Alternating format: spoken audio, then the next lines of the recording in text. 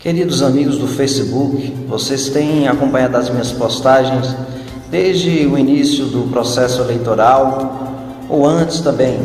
Eu não tenho negado algumas convicções, a maioria delas não isentas de ideologia, pois vivo em um ambiente cultural que me estimula e que as ideologias fazem parte, tecem a realidade que a gente vive, convive.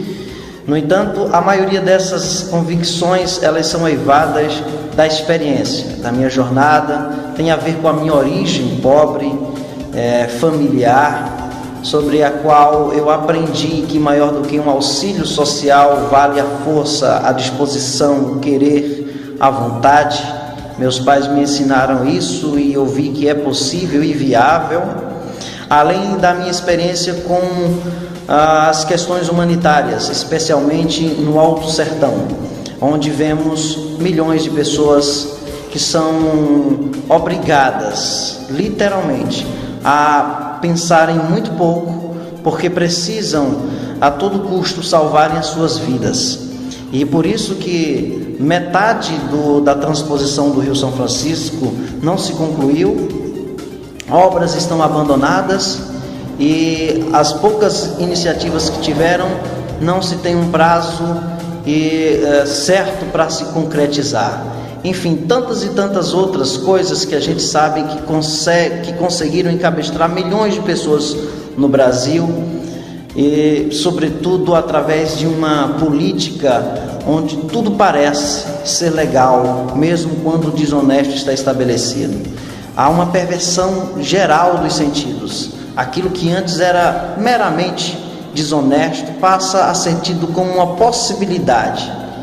Então a gente está tendo um caso, um raio-x total, real, pleno do que significa uma corrupção endêmica em nosso país.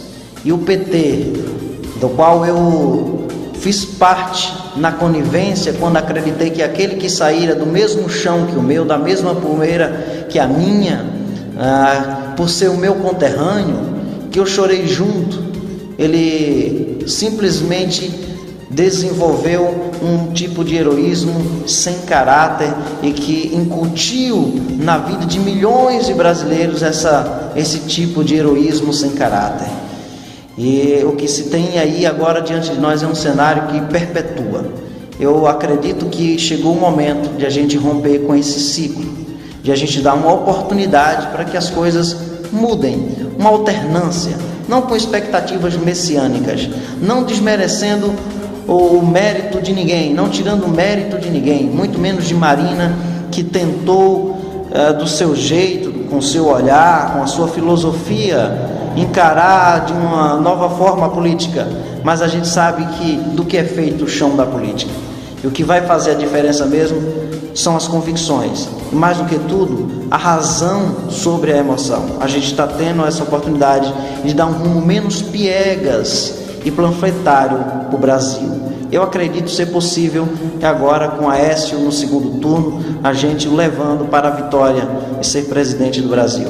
A questão, gente, não é o Aécio, não é a esperança posta em Aécio, mas é o que a gente pode fazer por esse país. É quebrar de uma vez por todas esse ciclo vicioso de 12 anos que nos ensina que a corrupção não é tão ruim, que nada é tão ilegal. Basta que se governe, basta que se emita um decreto e diga para a gente como as coisas têm que ser. Vamos pensar além da nossa sobrevivência. A gente pode fazer a nossa história.